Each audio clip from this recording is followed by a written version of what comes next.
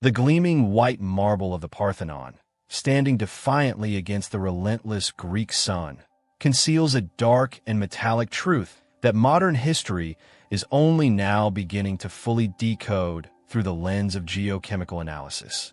While we often envision the great philosophers of the Golden Age wandering through the agora, debating the abstract nature of justice and human liberty, we must look a few miles to the southeast to find the true engine of their brilliance.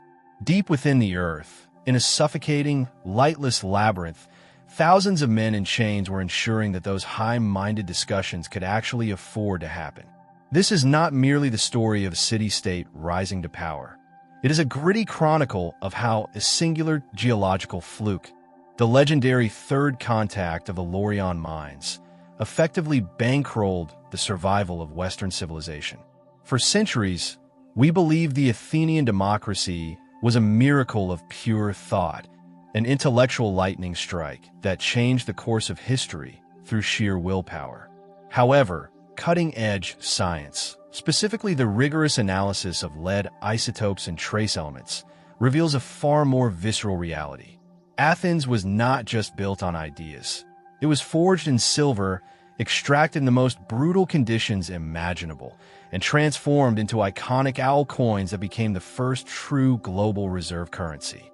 By the end of the 6th century BCE, Athens was a city on the edge of total transformation. The old tyrants had been cast down, and a radical and proven system called democracy was taking its first fragile breaths. But a democracy needs more than just votes to survive. It needs hard currency to build its walls, feed its people, and project its power. In those early, uncertain days, the Athenian economy was a chaotic patchwork. The coins in circulation, known to archaeologists as wapenmünzen, were inconsistent in quality and origin. Scientific data from recent studies shows that these early coins were a cocktail of metals sourced from across the Mediterranean, stretching from the mines of Sardinia and Spain to the rugged mountains of the Balkans. They lacked a brand, a standard, and a reliable source. If Athens was going to lead the Greek world, it needed a singular, indisputable source of wealth. The answer lay buried in the southeastern corner of Attica, in a desolate district known as Laurion, where a geological secret had been waiting for millions of years to be unlocked. The mining operations at Laurion were not entirely a secret, but for generations, they had been modest, surface-level endeavors. The miners scratched at low-grade ores in the upper strata of the earth, yielding enough to get by, but nothing that would spark an empire. However, the geology of Laurion is stratified like a layer cake of wealth, featuring 3 distinct layers where silver and lead concentrate. For decades, the historical consensus suggested that the Athenians hit the jackpot, the so-called third contact, around 520 BCE. But the latest isotope evidence forces us to rip up the old textbooks.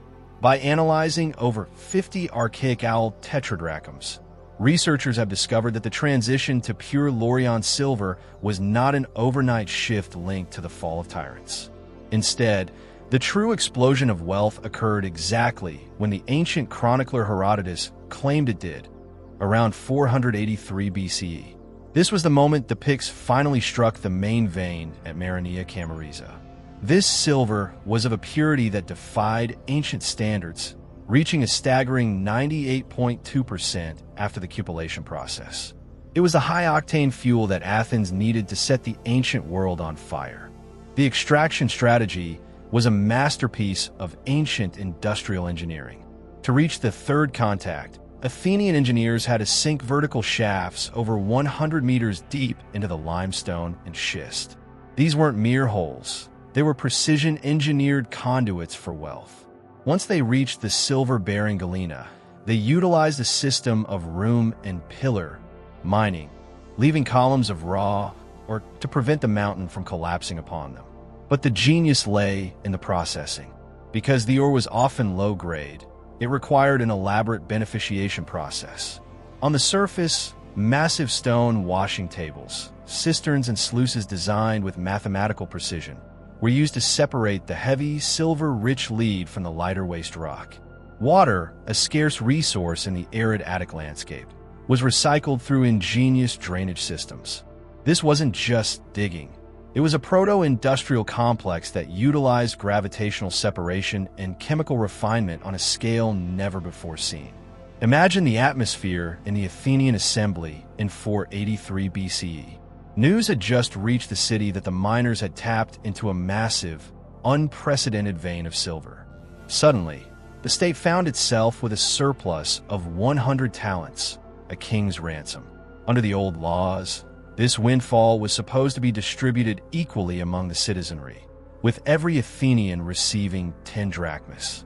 It was a tempting proposition that could have fed a family for weeks, but a visionary leader named Themistocles stood up to challenge the crowd.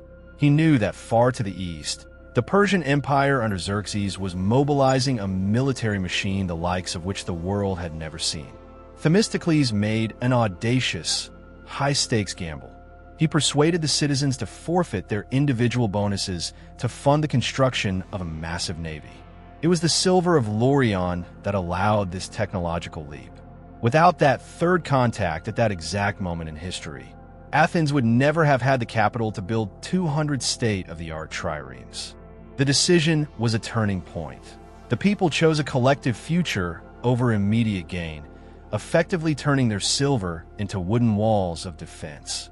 With this newfound abundance of nearly pure silver, Athens didn't just make money. They created a brand. They minted the tetradrachm, the legendary owl coin, on one side, the stern, wide-eyed face of Athena, the goddess of both wisdom and strategic warfare. On the other, the owl, a symbol of vigilance and nocturnal sight. These coins were more than just currency. They were a medium of propaganda. Because the silver was refined to such extreme levels through cupellation, a process of heating the ore until the lead oxidized and left the pure silver behind, the owl became the gold standard of its time. From Egypt to the Levant, merchants demanded Athenian silver because they knew its chemistry was honest. Yet, science reveals a hidden complexity in the early minting process. Before the great 483 BCE discovery, the owls were often made from a blend of local silver and foreign bullion, likely sourced from war loot or port taxes. It was only after the deep vein strike that Laurion silver began to dominate the isotopic signature of the coins, marking the moment Athens became a true industrial superpower. But for every coin that gleamed in a merchant's hand, there was a man dying in the dark. The industrial reality of Laurion was a subterranean hellscape. Unlike other sectors of Greek life where labor might be shared, the mines were worked almost exclusively by a massive population of slaves. These men lived in a labyrinth of tunnels so narrow, often less than 2 feet high, that they were forced to crawl on their bellies for 14 hours a day, hacking at the rock with heavy iron picks. The air was a toxic soup of dust and lead fumes, and ventilation was almost non-existent. Historians estimate that at the peak of the empire, as many as 20,000 slaves were trapped in this cycle of extraction. Every piece of art on the Acropolis, every play written by Sophocles, and every philosophical breakthrough reached in the sunlight was paid for by the shortened lives of these voiceless thousands.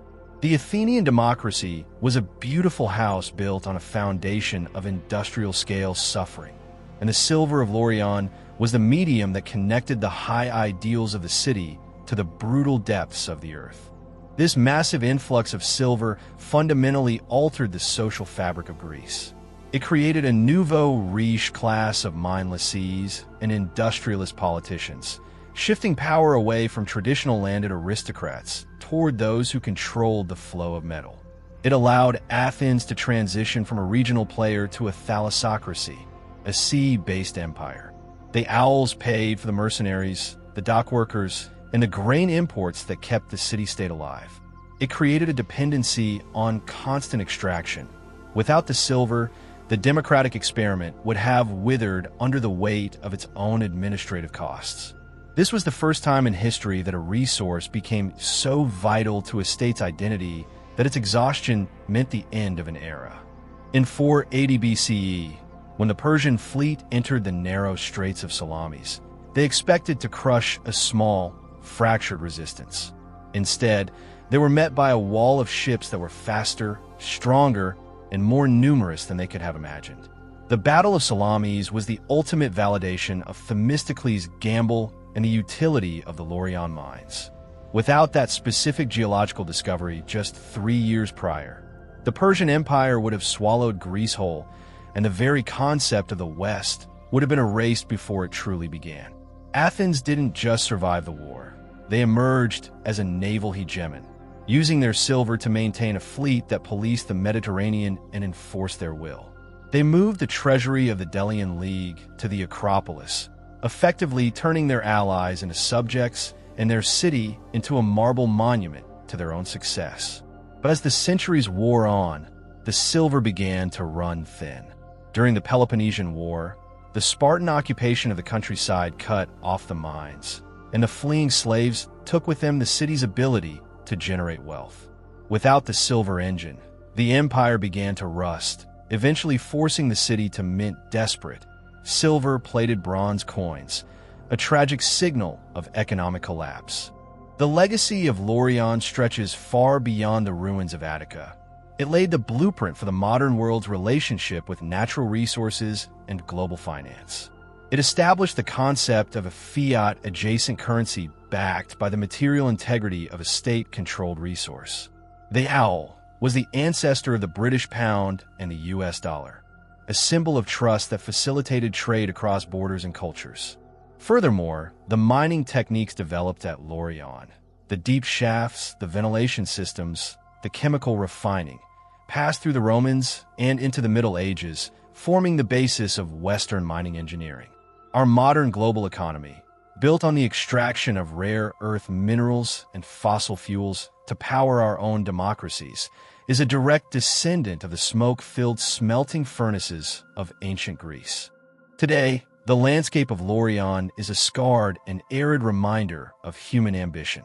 You can still find the ancient shafts, deep vertical pits that plunge into the earth like silent witnesses to a forgotten era. These mines tell us that the rise of empires is rarely a matter of pure ideology. It is a matter of resource management, metallurgy, and the sheer luck of what lies beneath the soil. The third contact wasn't just a vein of ore. It was a temporal anchor that held the world steady long enough for democracy to take root. As we look at the ruins of the ancient world, we must remember that the light of their philosophy was fueled by the darkness of their minds. The owl of Athens flew far and wide, carrying the weight of a civilization that had learned how to turn the cold, hard reality of the earth into the immortal spirit of human progress. The story of Laurion is the story of us, our drive to extract, our need to create, and the heavy price we're willing to pay to leave a mark on time. Even now, the earth remembers what was taken, and the chemistry of those ancient coins remains a permanent record of the moment when silver bought the soul of the Western world.